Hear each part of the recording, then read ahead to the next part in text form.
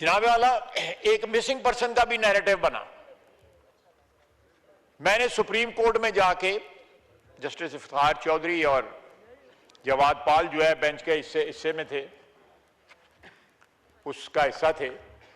मैंने वहां पे उस ये बात है 2013 की, मैंने वहां पे स्टेटमेंट वहां पे सबमिट की। ये भी नैरेटिव गलत है। अभी जो लोग दहशतगर्द जो मारे जा रहे हैं वो सारे मिसिंग पर्सन लिस्ट में उनका नाम है। मिसिंग पर्सन जो है वो मस्कत में बैठे हुए हैं, वो ओमान में बैठे हुए हैं, दुबई में बैठे हुए हैं, और यहां उनकी फैमिलीज जो है पैसे ले रही हैं, अलाउंस ले रही हैं, स्टेट से अलाउंस ले रही हैं। उस वक्त जो फिगर मैंने दी थी उसमें मिसिंग पर्सन जो केपी में इंटर्नमेंट सेंटर थे वो डाल के जो है नेट जो थे उस वक्त जो है 700 कुछ लोग थे। इस नैरेटिव को भी बनाया गया है। इस नैरेटिव में कितनी सच्चाई है मैंने आपको बता दी है। मैं भी सपोर्ट करता था इस कॉज को, मैं भी यहां पे शायद दस्तूर पे खड़ा होकर जो है प्रोटेस्ट करता था,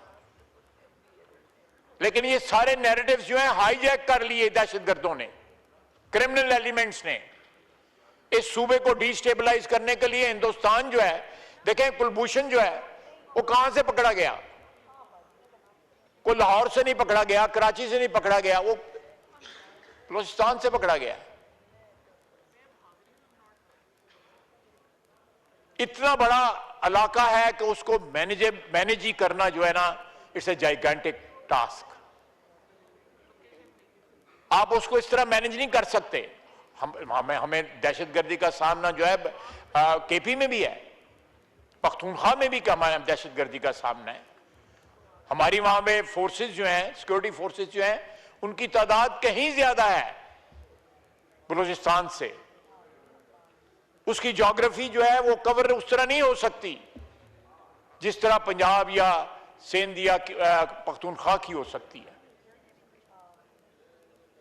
उससे ये एडवांटेज लेते हैं।